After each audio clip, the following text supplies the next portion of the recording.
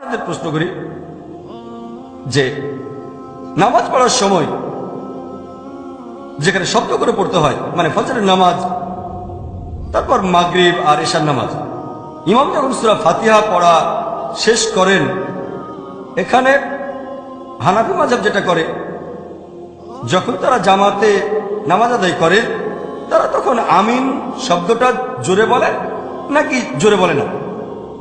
ইমাম আবু হানিফার মতে, হানাফি মাযহাবের মত অনুযায়ী আমিন শব্দটা জোরে বলবেন না।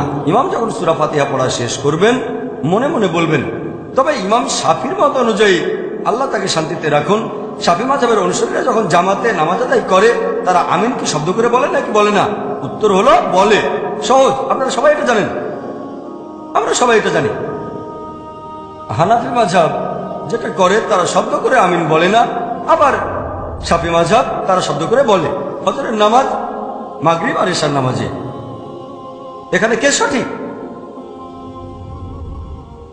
যদি না জানেন তাহলে কোরআন এবং হাদিস দেখবেন। পবিত্র কোরআনে এমন কোন আয়াত দেখি না যেটা বলছে আমিন শব্দ করে বলতে হবে বা হবে না। তাহলে আমরা ইসলাম ধর্মের পরের উৎসটা দেখবো, আর সেটা হচ্ছে হাদিস। যখন আমরা সহিহ হাদিস পড়ি,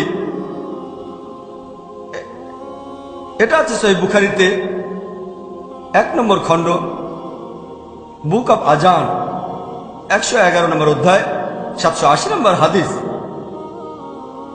নবীজি সাল্লাল্লাহু আলাইহি সাল্লাম তিনি বলেছেন যে শব্দ করে আমিন বলো সূরা ফাতিহা শেষ হলে, শব্দ করে আমিন বলো, তখন তোমরা যদি ফেরেশতাদের সঙ্গে একই সাথে আমিন বলো তোমাদের অতীতের সব গুনাহ ক্ষমা করা হবে। পরের হাদিসটা সহিহ বুখারী 1 নম্বর খণ্ড, বুক অব আজান, 112 নম্বর অধ্যায়, 781 নম্বর হাদিস। নবীজি বলেছেন, তোমাদের কারো আমিন বলার সময়ে যদি ফেরেশতাগণের ভেতরেও কেউ আমিন বলে তোমাদের অতীতের সব গুনাহ ক্ষমা করা হবে। সহিহ বুখারী 1 নম্বর খণ্ড, বুক অব আজান, 113 নম্বর অধ্যায়, 782 নম্বর হাদিস।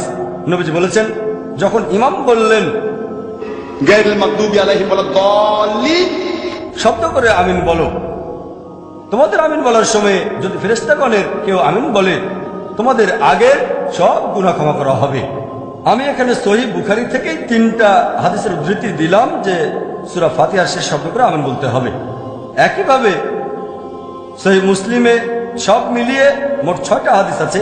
যদি সহিহ মুসলিম পড়েন 1 নম্বর খণ্ড, বুক অব সালাহ, 116 নম্বর অধ্যায়ের 811 নম্বর হাদিস থেকে 16 নম্বর হাদিস পর্যন্ত সহিহ মুসলিমে সব মিলিয়ে মোট 6টা হাদিস বলছে যে শব্দ করে আমিন বলতে হবে।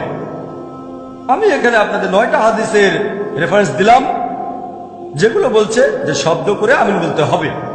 এখন আপনাদের একটা প্রশ্ন করি, এখানে কে সঠিক, হানাফি মাযহাব নাকি শাফি মাযহাব?